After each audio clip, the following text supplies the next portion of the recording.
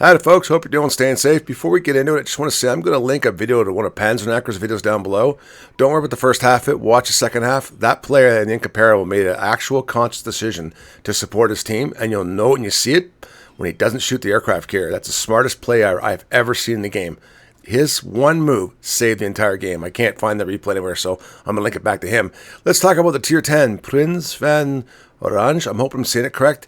It is a fun boat. Of course, she's Dutch. She's got airdrops. I would say off the bat, I don't think she's as strong as the tech tree with the legendary module. Don't ask me how to pronounce it. I just can't pronounce Dutch names. I'm sorry. But she's a fun boat. She's not a brawler at all. So I want to get into that and tell you about that. I want to show you what you can and can't do with this. And there's me with Hydro, and I'm still going to take a torpedo. That's fantastic. Good job, no normal guy.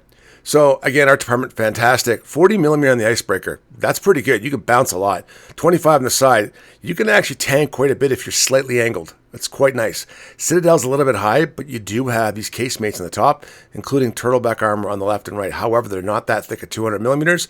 You can be overmatched by any Tier 8 and above battleship, and you will be Citadel brutally. Okay, so don't give them broadside.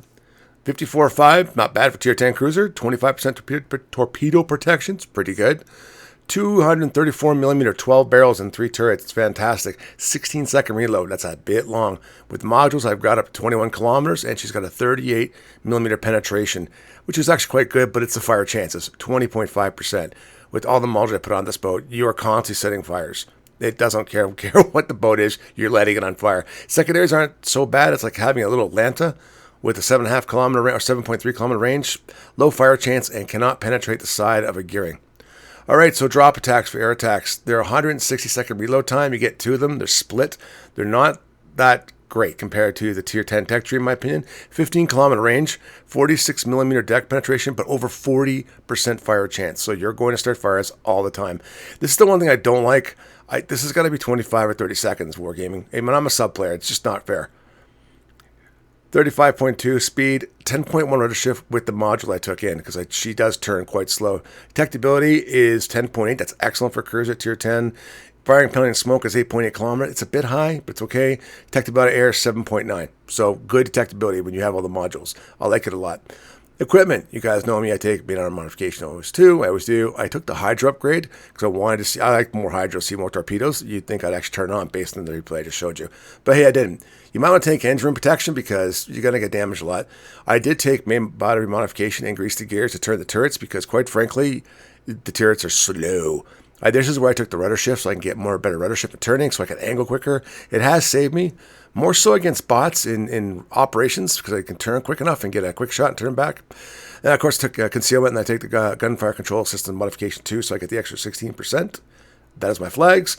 Now, damage control, excellent. Comes back in under 60 seconds. You get tons of them. Hydro's great at 3.5 for torpedoes, 5 kilometers for ship. It does help when you're trying to do something with Russian smoke. AA on this boat is actually quite good.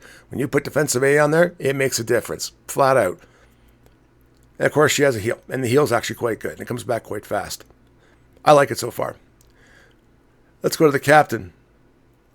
So, grease the gears for me. This is what I've got. I've also got consumable specialists because I want to take that to get a reduction of my modules, to get them back quicker.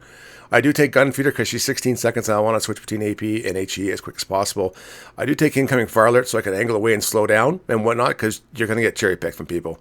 I do take demolition expert because it's an extra 1.5% fire chance, which is excellent. And I take priority targeting because I want to see if people are targeting me. Adrenaline rush, you guys know me, I take that all the time. This one's been working okay. The heavy AP just gives it just a little bit extra to penetrate cruisers pretty severely with the broadside, and even some battleships and cause citadels.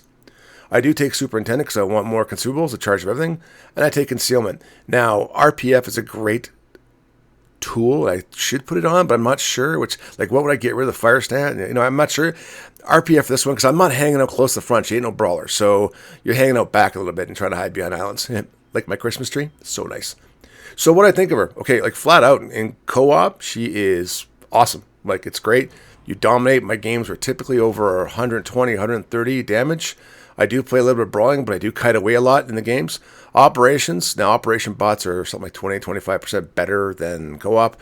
They're pretty accurate, pretty good. I mean, I've got dead ships torpedoing me in operations, but she holds her own. don't be the one to be the front for any of the operations. You want to be with the aircraft carrier or back a little bit, and you want to be dropping your airdrops and whatnot. Randoms, yeah, definitely hold back. Don't brawl the first 10 minutes. You're going to get killed because she has no torpedoes and no way to actually, defend yourself against submarines and destroyers. But just like I'm doing right now in this game, just kite away. That's all you have to do. Just kite away and keep adjusting your speed. The range actually works out quite well. Shell velocity is really good. I do love that. And all you have to do is just keep doing this and keep closing in, keep coming back, keep closing in. I would definitely stay on the flanks. I would not go up the middle with one of these boats. I wouldn't go up the middle with this boat and two brothers either. My name's not Flambas. But I would just say, overall, it's a really good boat. If you have the steel, I would say, yeah, get it. Now, do I think that it's better than the tech tree, the tier 10 tech tree? And don't ask me to say the name. I'm not Dutch, like I said earlier. It's not. With the legendary module, you get 3 drops. So it's better. You can do more damage output. If you hide behind islands, you're fine. Let me know. This is the last, the steel event ones. I told you I can't get the Shimano. I don't have enough steel, so I'm stuck between a rock and a hard place. I'm sure she's going away, or she might come back in the army. But I've got 4 out of the 5 so far, and I love them all so far. They're all really good boats. Let me know how you're doing and what you're doing for Christmas and how far you've gotten, because I've gotten a boatload of steel just doing the festive certificates, I think they're called, so I'm playing games. But as always, take care, stay safe. And as for, well, let's see if we get them. Nope. No. All right. Bye for now.